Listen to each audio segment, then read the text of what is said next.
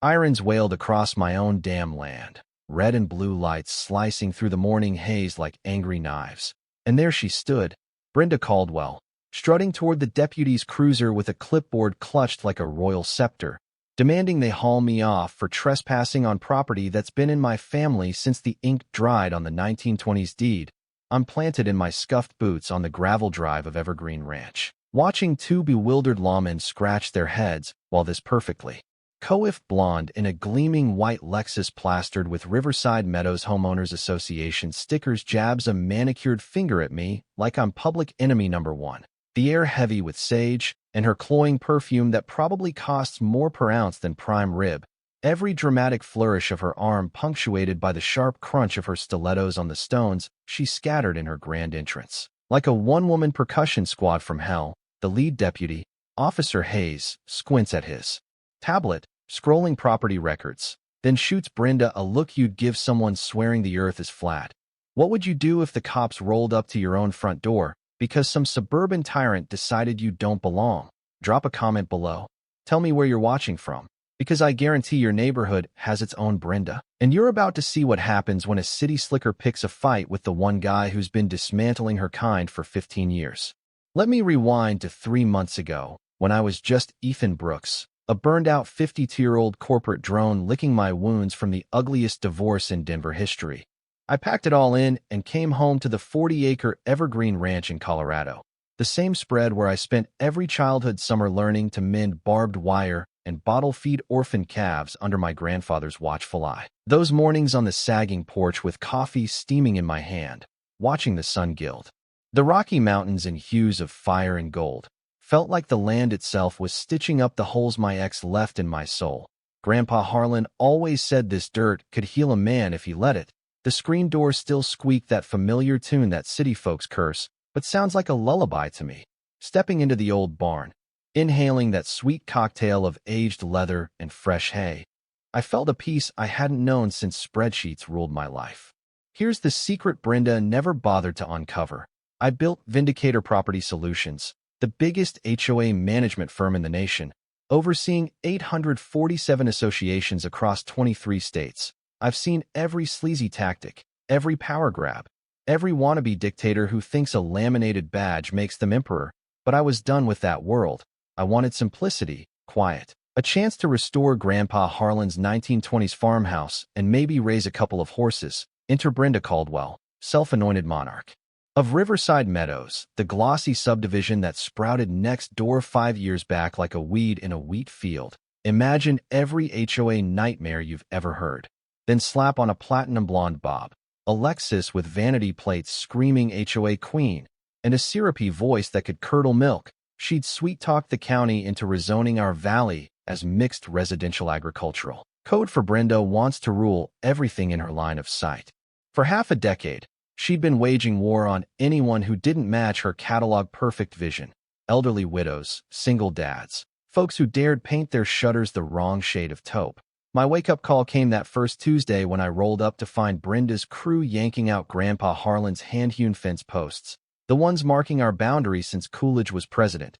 "Sweetie, I know change is tough," she cooed, clipboard pressed to her chest like a shield, "but progress doesn't wait." "Ma'am, those posts predate your entire subdivision," I said, trying to keep my voice level. She flashed that smile where her lips move, but her eyes stay arctic. "Well, it's 2025 now. Regulations demand a 20-foot buffer." She waved papers that probably cost more in lawyer fees than my truck. The gut punch. Brenda had been salivating over my ranch for years, plotting a luxury condo expansion to turn Grandpa Harlan's legacy into another soulless grid of beige boxes. I started hearing whispers from the neighbors. Mrs. Larson, 78, master of peach preserves, cited for her unruly herb garden. Mr. Delgado, Navy vet whose only sin was parking his camper in his own driveway, slapped with daily fines for aesthetic blight.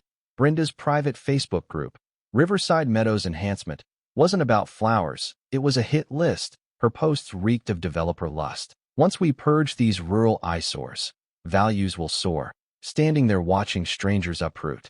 My family's history. I made a vow. I'd rebuild that fence, every post, every rail, not knowing Brenda was about to declare total war on the one man in America who could dismantle her empire with a laptop and a grin.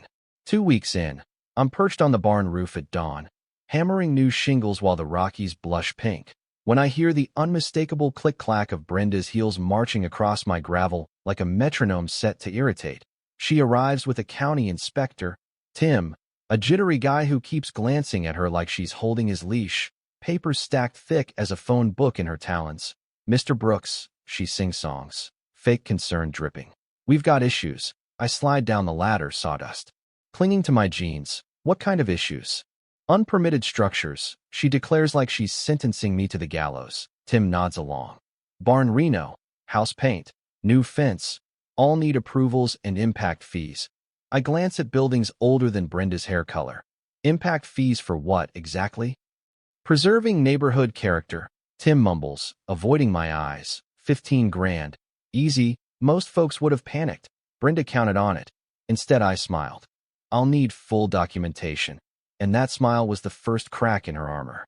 That night, after they slapped a stop work order on my gate, I cracked open my laptop and did what I do best: dig. County records are a treasure trove if you know where to look. First gem, Riverside Meadows' swanky clubhouse sat atop protected wetlands. No environmental impact study ever filed. Second gem, Brenda's oh-so-pretty decorative fence encroached 3 feet onto my land. Adverse possession, baby. The kind of mistake that can rewrite property lines. Knowledge nugget. Always verify your neighbor's permits before swallowing their threats. I fired off a polite EPA complaint about the wetlands and a certified letter about her fence. Professional, courteous, and lethal. Next morning, Brenda stormed my porch like a hurricane in designer denim. "Think you're clever, cowboy?" she snarls, using cowboy like a slur.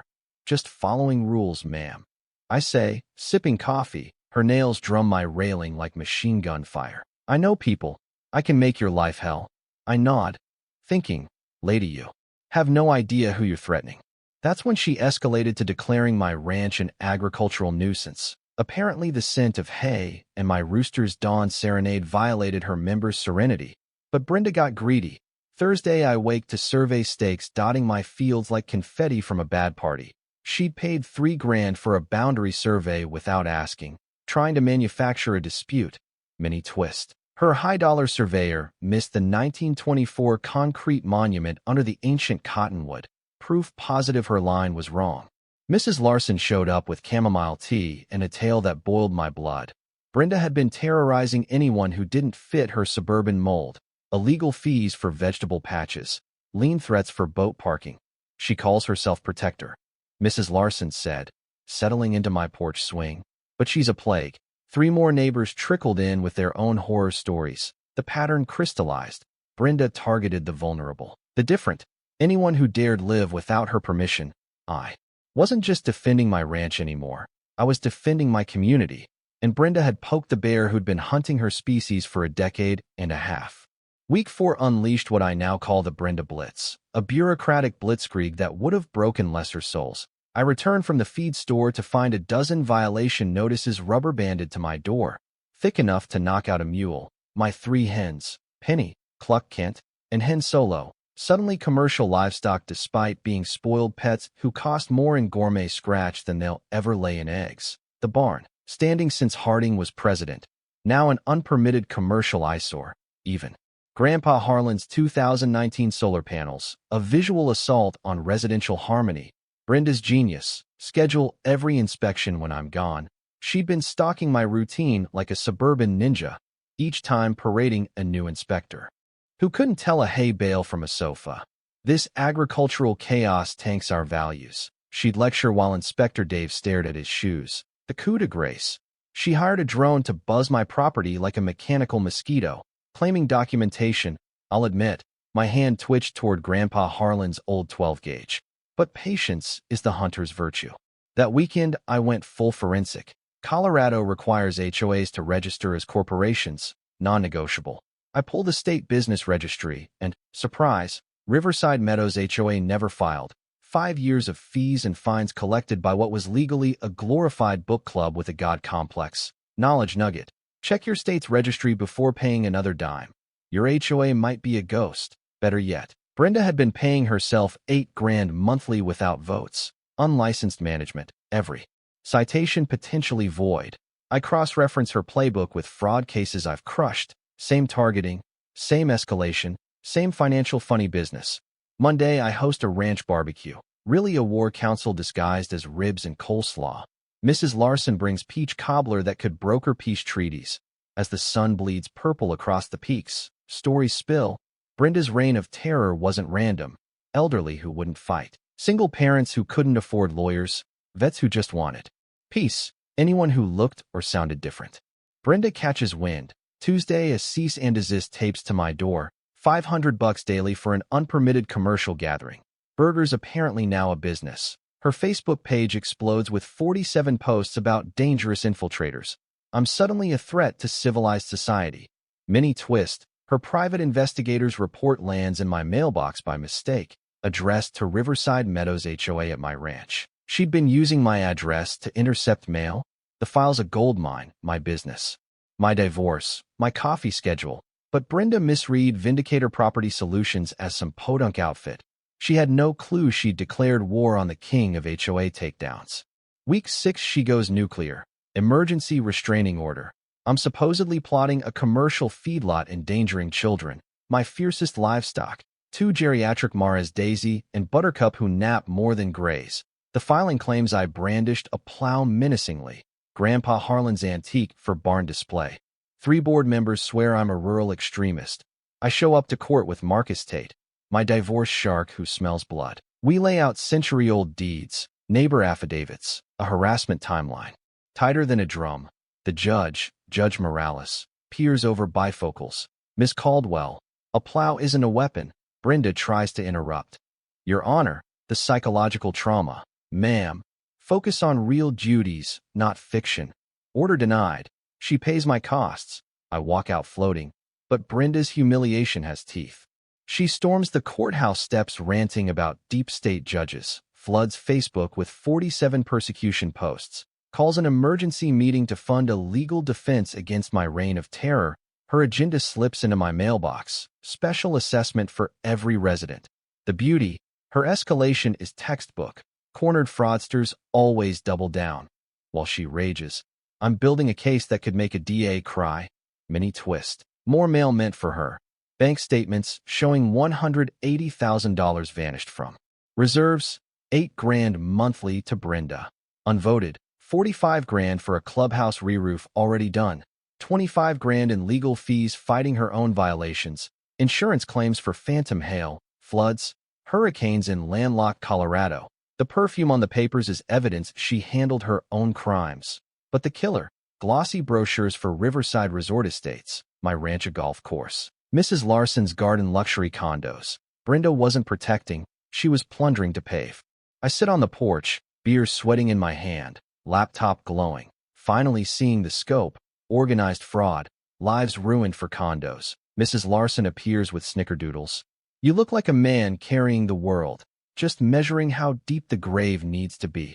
I say, this isn't my ranch anymore. It's every neighbor she bled.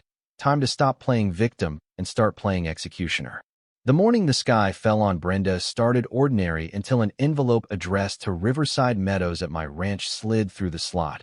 Another misdirected bomb. Bank records confirming $180,000 siphoned. 5 years of theft. $8 grand monthly unapproved. Fake repairs. Phantom storms.